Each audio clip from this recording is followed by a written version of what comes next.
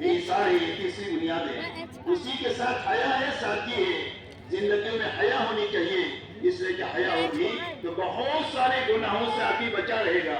حدیث پاک میں آتا ہے اذا فاتك الحیاء فافعل ما شئت.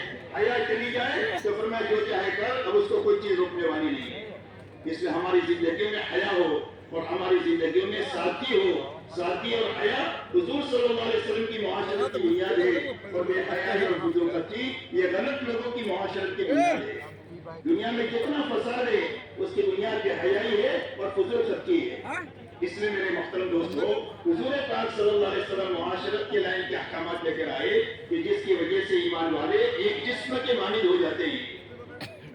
آپ فرماتے ایمان والوں کی مثال ایک دوسرے کے کام آنے میں، ایک دوسرے کی بھلائی چاہنے میں اور ایک دوسرے کی ضرورت پوری کرنے میں ایسی ہے جیسا کہ ایک جسم ہوتا ہے. جسم کے اعضاء ایک دوسرے سے شکل کے اعتبار سے بھی الگ ہے، کام کے اعتبار سے بھی الگ ہے، لیکن آپس میں اتنا جوڑ ہے کہ اگر ٹھوکر لگ جائے تو پورا جسم اس کی تکلیف کو محسوس کرتا ہے، اور اگر آدمی اچھا کھانا کھا لے تو پورا جسم اس کی لذت کو محسوس کرتا ہے. فرمائے سے ایمان والے کبھی بھی اپنے بھائی کی برائی کو سوچ نہیں سکتے ہیں، اور کسی بھی کے لیے برائی کو ارادہ بھی نہیں کر سکتے ہیں، نہ اس کو تکلیف پہنچا سکتے ہیں، اس لیے کہ جسم کے مانند ہے. کبھی ایک آدمی دوسرے آدمی کی برائی نہیں سوچ سکتا ہے، ایسا ہی کوئی بھائی اپنے بھائی کی برائی کو سوچ نہیں سکتا.